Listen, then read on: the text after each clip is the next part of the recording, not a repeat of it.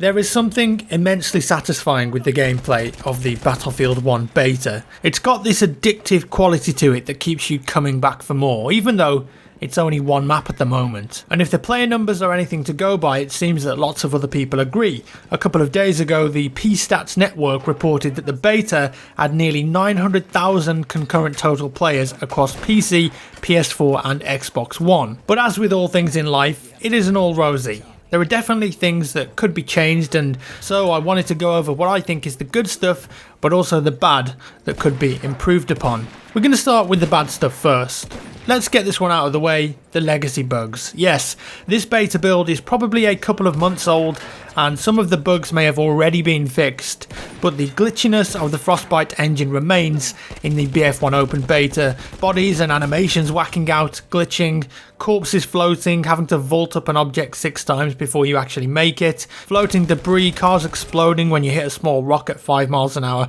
It's a Frostbite engine game for sure, and the problems remain. I think DICE really need to nail down that glitchiness and focus on those bugs that just don't seem to go away. They're in every Battlefield game, and it ruins the overall polish of the game and infuriates players, especially the new ones who haven't experienced it before and don't really know how to overcome them. Next, let's take a look at the map, Sinai Desert. I think it's fair to say that it's divided opinion massively. It's certainly not everyone's favourite, but others really enjoy it. It's definitely more focused on vehicles with lots of running around if you don't have one, and well, tanks and scouts are running riot. Some people are fine with that, others find it a bit more frustrating. I would say I'm somewhere in between at the moment. I do think there needs to be a bit more cover though, moving between some of the flags, especially towards A and B. Then of course there's the E flag, which, well, it's a long way away from the action and most people will just never go there. If you don't have a vehicle, you stand a good chance of either getting sniped on the way there or on the way back. Of course, running into a tank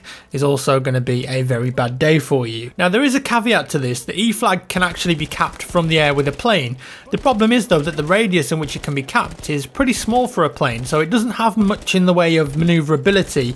It just kind of has to loop around and around. If the flag isn't moved closer to the action, which I think would be a lot better for the map, then it would be great if they made the cap radius a lot bigger to capture from the air and also higher up if that's even possible. It would be awesome to see 2 planes dogfighting over the flag to take control of it. If it was well known that E was mostly an air contested flag, then I think more people would be fine with that. Also, I'd potentially move the Tank Hunter Elite pickup from E to a more central location, bringing that class into the action a bit more. The player spawns are a bit of an issue as well. I noticed this on St. Quentin Scar 2 from the alpha, so it's not just limited to Sinai Desert. The spawns for the flags can sometimes be way out in the open, and you're spawning without cover and you don't really have a chance, especially if you're spawning on, say, the B flag. Let's give an example. You're on B, you die defending it and then respawn on it before it's capped. You then come back in again and spawn in the desert, and you've got to run across open ground to get back to the flag just to get shot by the guys who are using the cover that's provided from the flag. This happened on St. Quentin Scar as well, like I said,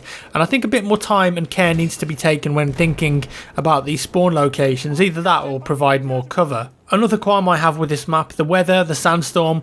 I'm not against the weather effects as a whole. I think they're cool, and sometimes it's interesting to force people to change up their gameplay. I just think that they last way too long. I was in a game where I felt like the dust storm lasted for at least 5 minutes or so, and when you consider that the game is only 20 minutes, it's just too long in my opinion. Most people would agree that while it looks great visually, it's not actually fun to play when the dust storm comes in, and that's the most important thing, right? It massively reduces visibility for snipers, so that's all fine, but also for airplanes, and they just become kind of useless. But I think that it just needs to last a much shorter time than it does, so that it does its job but it doesn't linger long enough to start annoying people. The next one is a big point of contention, and one that seems to have attracted a lot of attention, with many people having a view on it one way or another: the new conquest scoring system. Having played it some more and thought about it a bit, I personally would like to see the old conquest system return, and I've got good reasons for it. However, it's important to say that I see why DICE changed it in the first place. They wanted it to be more accessible and wanted more of a focus on PTFO throughout the whole game,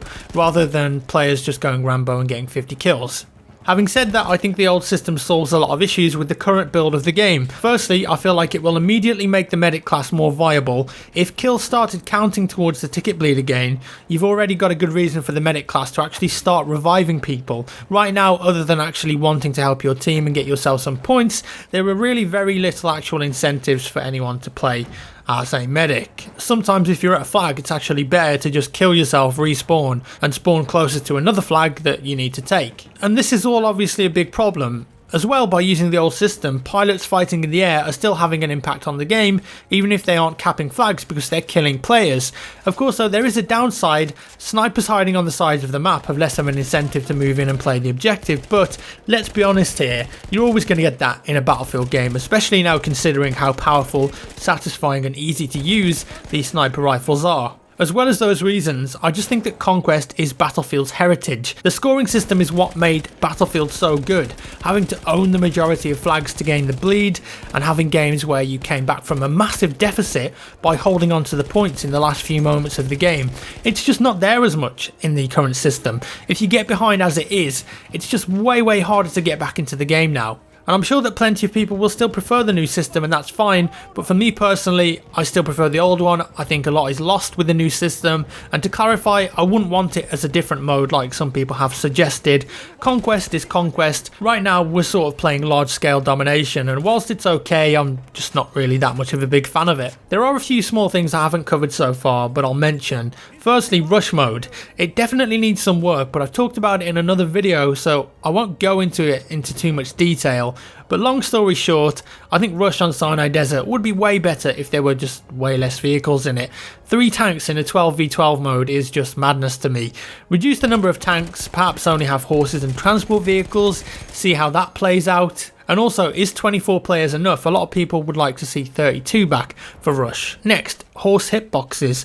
They seem a bit mad. Sometimes it feels like you get hit when you're nowhere near a horse, and sometimes you can just kind of walk through people and trample them. You can even kill people with the sword that are behind you too on your screen.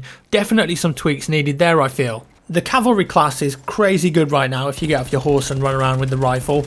You get extra armor, ammo packs, health packs, a rifle that will 2-shot body shot and also 1-hit kill headshot. It's definitely OP, but don't worry though, judging from Twitter, it isn't going to be like that at launch. Nor will the FT-17 light tank. Alan Kurtz, one of the lead devs on the game, actually tweeted, "Enjoy it while it lasts because it's going to get a nerf." I don't think tanks in general are OP though, just to chime in on this.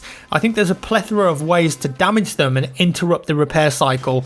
K-bullets, AT grenades, mines, rocket guns, stationary cannon emplacements, planes, horses, other tanks, normal grenades, light anti-tank grenades, the tank hunter class, etc, etc. People just don't know how to fight tanks yet and aren't even trying. The anti-tank gadgets and tools are in the game, it's just a case of people needing to play more and learn how to use them correctly. And also the map is incredibly open, so naturally tanks are going to dominate you if you're out in the wider areas with less cover. Lastly, the bayonet charge. I think it's a bit cheesy at times. I feel that people are getting the hang of it now and it can be a little annoying.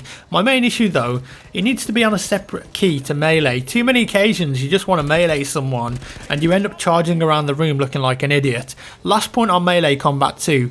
It's extremely satisfying, yes, and it's cool. I love the different types of weapons and how brutal it is. I'm not sure I should really like taking a spike club to someone's face, but it's a video game, so it's all good, I think. I'm not crazy, I promise. Having said that, I don't think you should be able to do a melee takedown from the front, even if the enemy is on low HP. It should be sides and back only for takedowns. It's just really cheesy and too easy to pull it off. You get this weird situation where if a player runs into a room that you're into, the easiest way to kill them is probably to just shoot a few bullets at them with your pistol to get them low HP and instantly hit melee and lock on for a guaranteed kill.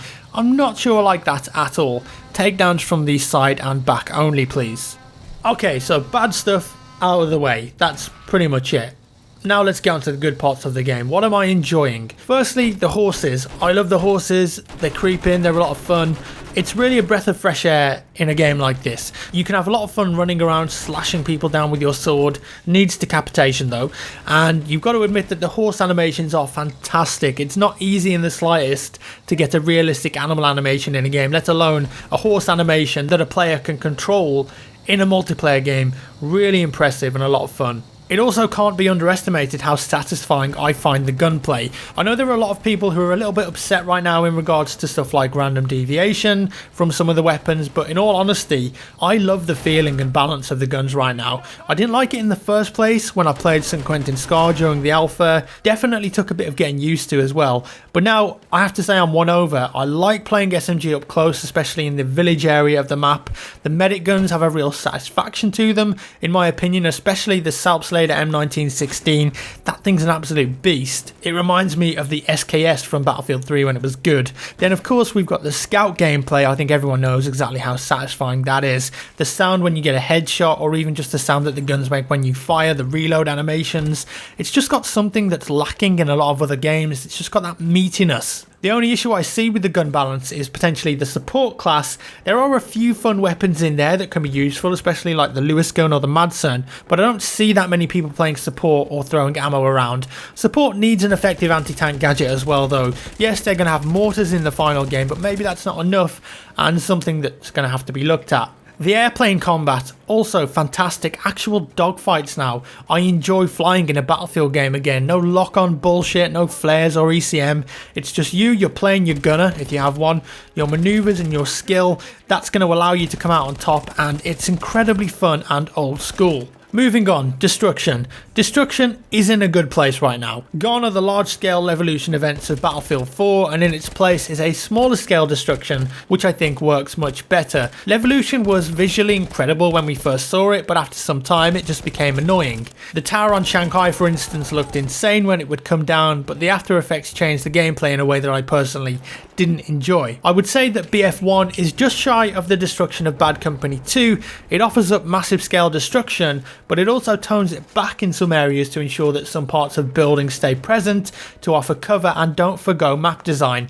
I really like that approach. Other things that I like, kind of obvious, the graphics and the sound, absolutely stellar as always, and the fact that Battlefield 1 is just so much more analog. No lock-ons makes for quite a refreshing change, and because of this, I do think that overall it's a more skillful game in that people are using bolt actions and semi-auto rifles predominantly compared to full auto hold mouse button one auto rifles like in BF4. Of course though, sniping is easier compared to BF4, but overall I like the balance and feeling of the game. And lastly, I personally prefer St. Quentin Scar compared to Sinai Desert due to the way I like to play, but I think that the actual game is shaping up really well, and honestly the most important question that needs to be asked here is, are you having fun playing it? I know that I definitely am. And that's all for today folks. Please do let me know your comments and thoughts down below. I'm guessing that most people watching this video have probably played the beta by now and formed an opinion on it. If you enjoyed the video, hit that like button. If you didn't, hit dislike. As always, thank you for watching guys, and I'll see you in the next one.